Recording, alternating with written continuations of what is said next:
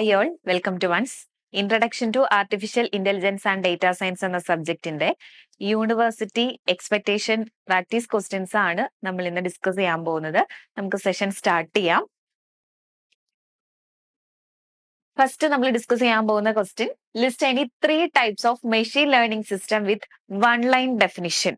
Machine learning സിസ്റ്റത്തിന്റെ 3 കാറ്റഗറീസിനെ ഒരു one line definition വെച്ചിട്ട് നമുക്ക് റെപ്രസെന്റ് ചെയ്യാം, അല്ലെങ്കിൽ ഒന്ന് ഡിസ്ക്രൈബ് ചെയ്യാനുള്ള ക്വസ്റ്റ്യൻ ആണ് ആദ്യം പറയുന്നത്.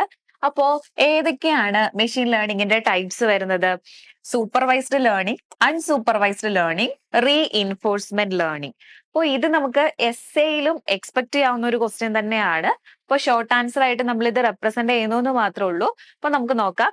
മെഷീൻ ലേണിംഗില് 3 types of machine learning pictorially represent ചെയ്തിട്ടുണ്ട്. നമുക്ക് ഓർക്കാനുള്ള എളുപ്പത്തിന് ഫസ്റ്റ് സൂപ്പർവൈസ്ഡ് ലേണിംഗ് ആണ്. സൂപ്പർവൈസ്ഡ് ലേണിംഗ് എന്ന് പറയുമ്പോൾ ഈ പിക്ചറിൽ ഒരു ടീച്ചർ പഠിപ്പിക്കുന്നതായ രീതിയിലാണല്ലേ കാണിച്ചിരിക്കുന്നത്.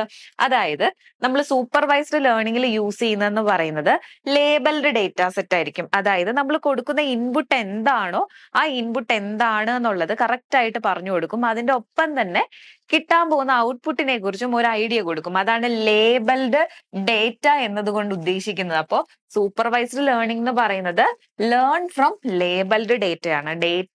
ലേബൽഡ് ഡേറ്റയിൽ നിന്നാണ് ലേൺ ചെയ്യുന്നത്. അപ്പോൾ ഇവിടെ ഒരു സൂപ്പർവൈസറുടെ ഹെൽപ്പോട് കൂടിയാണ് സൂപ്പർവൈസ്ഡ് ലേണിംഗിൽ നമ്മൾ ലേൺ ചെയ്യുന്നത്. ഇനി നെക്സ്റ്റ് എന്ന് പറയുന്നത് അൺസൂപ്പർവൈസ്ഡ് ലേണിംഗ് ആണ് അല്ലെ. അൺസൂപ്പർവൈസ്ഡ് ലേണിംഗ് എന്ന് പറഞ്ഞാൽ ഇവിടെ അൺലേബൽഡ് ഡേറ്റ ആണ്. അൺലേബൽഡ് ഡേറ്റയിൽ നിന്ന് ഒരു ഹിഡൻ പാറ്റേൺ ഐഡന്റിഫൈ ചെയ്തിട്ടാണ് ലേൺ ചെയ്യുന്നത്. ഇവിടെ നോക്കിയേ, ഡിഫറെന്റ് കളറിൽ ഇവിടെ പറഞ്ഞിട്ടുണ്ട്. ഇതെല്ലാം എന്ന് പറയുന്നത് ഓരോ ഹിഡൻ പാറ്റേണിനെ ഐഡന്റിഫൈ ചെയ്തിരിക്കുന്നതാണ്. നമ്മൾ ഔട്ട്പുട്ട് എന്താണെന്നോ അതിന്റെ ഫീച്ചർ ഒന്നും പറഞ്ഞു കൊടുക്കുന്നില്ല. പക്ഷെ നമ്മൾ കൊടുക്കുന്ന ആ ഡേറ്റയിൽ നിന്ന് ഒരു ഹിഡൻ പാറ്റേണിനെ ഐഡന്റിഫൈ ചെയ്ത് ക്ലാസിഫൈ ചെയ്ത് വെച്ചിരിക്കുന്ന ഒരു പ്രോസസ്സാണ് അൺസൂപ്പർവൈസ്ഡ് ലേണിംഗിലുള്ളത്.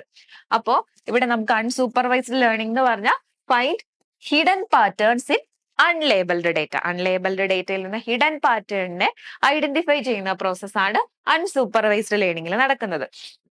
നെക്സ്റ്റ് തേർഡ് വൺ എന്താ? Reinforcement learning. റീഇൻഫോഴ്സ്മെന്റ് ലേണിംഗ് എന്ന് പറഞ്ഞാൽ learns by interacting with an environment and receiving feedback. അതായത് ഈ തേർഡ് ടൈപ്പ് ആണ് നമ്മൾ പറയുന്നത് റീഇൻഫോഴ്സ്മെന്റ് ലേണിംഗ്. ഇവിടെ എന്താ നടക്കുന്നത്? നമ്മൾ ഡീറ്റെയിൽ ആയിട്ട് തിയറി ക്ലാസ്സിലൊക്കെ ഡിസ്കസ് ചെയ്തതാണ്. റീഇൻഫോഴ്സ്മെന്റ് ലേണിംഗ് എന്ന് പറഞ്ഞാൽ നമ്മളൊരു ലേണിംഗ് പ്രോസസ്സിൽ ഒരു റിവാർഡും അതുപോലെ തന്നെ പണിഷ്മെന്റ് അല്ലെങ്കിൽ ഒരു പെനാൽറ്റി ഉണ്ടാവും. അപ്പോൾ നമ്മൾ ആ ലേണിംഗ് പ്രോസസ്സിൽ നമ്മൾ കറക്റ്റ് ആയിട്ടുള്ള മൂവ്മെന്റ് ആണ് അല്ലെങ്കിൽ കറക്റ്റ് ആയിട്ടുള്ള ഡിസിഷൻ ആണ് എടുക്കുന്നത് എന്നുണ്ടെങ്കിൽ എന്ത് കൊടുക്കും? ഒരു റിവാർഡ് കൊടുക്കുന്നു. അപ്പോൾ അതിൽ നിന്ന് അൽഗോരിതം അല്ലെങ്കിൽ ഇപ്പൊ റോബോട്ടിന്റെ കേസാണ് പറയുന്നതെങ്കിൽ കറക്റ്റ് ആയിട്ടുള്ള മൂവ്മെന്റ് ആണെങ്കിൽ ഒരു റിവാർഡ് കൊടുക്കുമ്പോൾ റോബോട്ട് മനസ്സിലാക്കുന്നത് ഞാൻ ചെയ്യുന്നത് കറക്റ്റ് ആണ്, ഇനി മുമ്പോട്ട് പോകാം എന്നുള്ള രീതിയിലാണ്.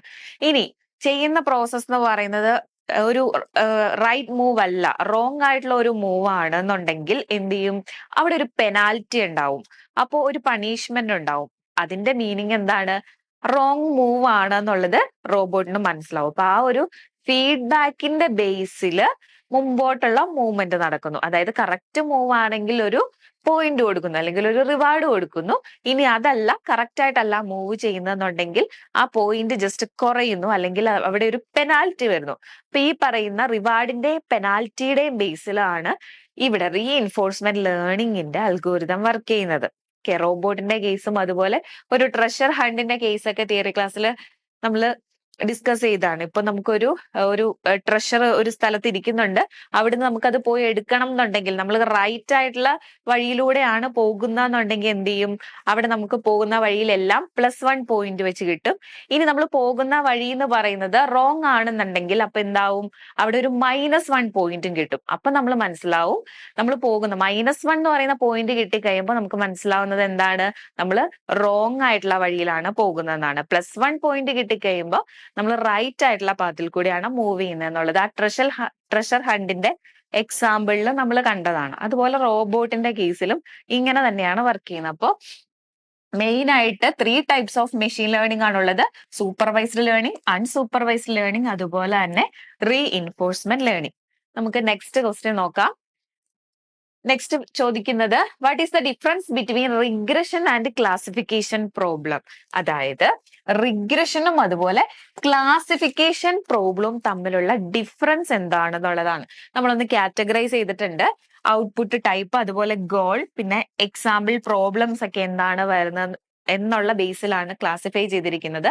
ഇപ്പൊ ക്ലാസിഫിക്കേഷൻ പ്രോബ്ലത്തിൽ വരുന്നത്, in this problem statement the target variables are discrete categories ആയിരിക്കും. നമുക്ക് ഔട്ട്പുട്ടിന്റെ ടൈപ്പ് എന്ന് പറയുന്നത് ഡിസ്ക്രീറ്റ് കാറ്റഗറി ആണ്. അതായത് ഒരു മെയിലിന്റെ കേസ്, നമുക്ക് ഒരു മെയിൽ വരുന്നു, ആ മെയിൽ എന്ന് പറയുന്ന ഒരു സ്പാം ആയിട്ടുള്ള ഒരു മെയിൽ ആണോ അതോ സ്പാം അല്ലാത്ത ഒരു മെയിൽ ആണോ എന്ന് നമ്മൾ ഐഡന്റിഫൈ ചെയ്യുന്ന ഒരു പ്രോസസ്. ജസ്റ്റ് അതൊരു ക്ലാസിഫിക്കേഷൻ അല്ലേ. രണ്ട് ക്ലാസിഫിക്കേഷൻ ആണ് വരുന്നത്. ഒന്ന് നോട്ട് സ്പാം, മറ്റേത് സ്പാം എന്ന് പറയുന്ന ആ ഒരു കാറ്റഗറിയിലേക്ക് നമ്മൾ തരംതിരിക്കുന്ന പ്രോസസ്സാണ് ക്ലാസിഫിക്കേഷനിൽ നടക്കുന്നത്. അതിന്റെ ഔട്ട്പുട്ട് ടൈപ്പ് അങ്ങനെയാണ്. റിഗ്രഷന്റെ കേസിൽ വരുമ്പോൾ എന്താണ്, കണ്ടിന്യൂസ് ന്യൂമറിക്കൽ വാല്യൂവിനെയാണ് പ്രെഡിക്റ്റ് ചെയ്യുന്നത്. അതായത് ഒരു പ്രത്യേക സ്ഥലത്തെ ഒരു ഹൗസ് പ്രൈസ് നമുക്ക് ഡിറ്റക്ട് ചെയ്യണം എന്നുണ്ടെങ്കിൽ കറക്റ്റ് ആയിട്ടുള്ള ഒരു പ്രൈസ് നമുക്ക് ഡിറ്റക്ട് ചെയ്ത് തരുന്നു നമ്മൾ കുറെ അധികം വാല്യൂസ് എൻ്റർ ചെയ്ത് കൊടുക്കുമ്പോൾ. അപ്പൊ അങ്ങനെയായിട്ടുള്ള കറക്റ്റ് ആയിട്ടുള്ള ഒരു കണ്ടിന്യൂസ് ന്യൂമറിക്കൽ വാല്യൂവിനെ റിഗ്രഷൻ യൂസ് ചെയ്തിട്ടാണ് നമുക്ക് കിട്ടുന്നത്. അപ്പോ ഔട്ട്പുട്ട് ടൈപ്പിന്റെ വ്യത്യാസം നമ്മൾ പറഞ്ഞു. നെക്സ്റ്റ് എന്ന് പറയുന്നത് ഗോൾ ബേസിൽ പറയുവാണെങ്കിൽ ക്ലാസിഫിക്കേഷനിൽ എന്താണ്, to predict which category a data point belong to. നമ്മൾ പ്രെഡിക്റ്റ് ചെയ്യുന്ന ആ ഒരു കാറ്റഗറി എന്ന് പറയുന്നത് നമ്മുടെ ഡേറ്റ ഏത് കാറ്റഗറിയിൽ വരും എന്നുള്ളത് പ്രെഡിക്റ്റ് ചെയ്യുന്ന പ്രോസസ്സാണ് ക്ലാസിഫിക്കേഷനിൽ നടക്കുന്നത്. ഇവിടെ എന്താ പ്രെഡിക്റ്റ് ചെയ്യുന്നത്, to predict an exact numerical value based on input data. നമ്മൾ കൊടുക്കുന്ന ഇൻപുട്ട് ഡേറ്റ അനുസരിച്ച് എക്സാക്ട് ആയിട്ടുള്ള ഒരു വാല്യൂ നമുക്ക് തരുന്നത് റിഗ്രഷൻ അൽഗോരിതം ആണ്. എന്നാൽ നമ്മൾ കൊടുക്കുന്ന ഒരു ഡേറ്റ പോയിന്റ് അത് ഏത് കാറ്റഗറിയിൽ വരുന്നു എന്ന് ക്ലാസിഫൈ ചെയ്ത് തരുന്നത് ക്ലാസിഫിക്കേഷൻ പ്രോബ്ലം ആണ്. നെക്സ്റ്റ് നോക്കിയേ, എക്സാമ്പിൾ ആയിട്ട് നമുക്ക് എന്തൊക്കെ പറയാം.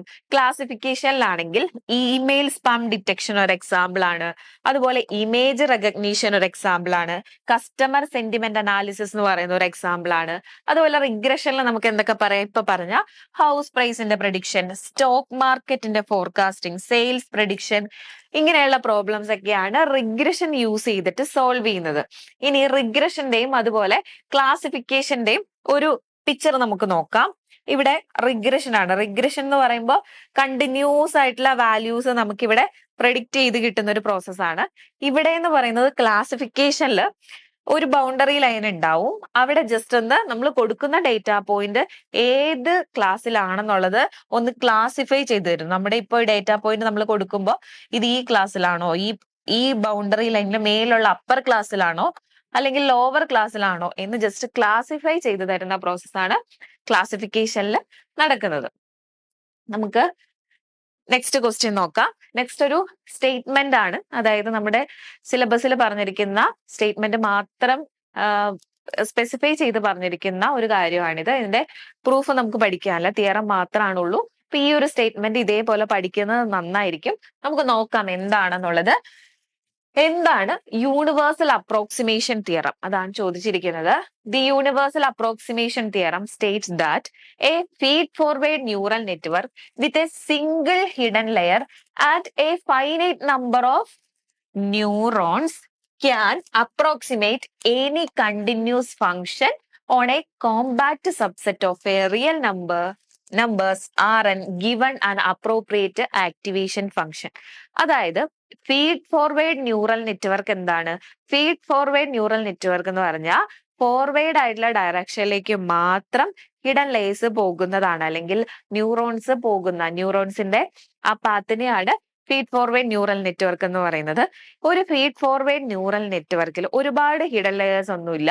ഒരു ഹിഡൻ ലെയർ ആണ് ഉള്ളതെങ്കിൽ പോലും അതിൽ ആവശ്യമായിട്ടുള്ള ന്യൂറോൺസ് ഉണ്ടെങ്കിൽ നമുക്കൊരു കണ്ടിന്യൂസ് ആയിട്ടുള്ള ഒരു ഫംഗ്ഷനെ എന്ത് ചെയ്യാൻ പറ്റും, അപ്രോക്സിമേറ്റ് ചെയ്യാൻ പറ്റും എന്നുള്ളതാണ് അപ്രോക്സിമേഷൻ തിയറം പറയുന്നത്. അതായത് ഇപ്പോ ഇവിടെ ഈ ഒരു ഫിഗറിൽ നോക്കുവാണെങ്കിൽ ഈ കാണിച്ചിരിക്കുന്ന ഈ ബ്ലൂ ലൈനിലുള്ളതാണ് നമ്മുടെ ഒറിജിനൽ ആയിട്ടുള്ള ഫംഗ്ഷൻ, ആക്ച്വൽ ഫംഗ്ഷൻ.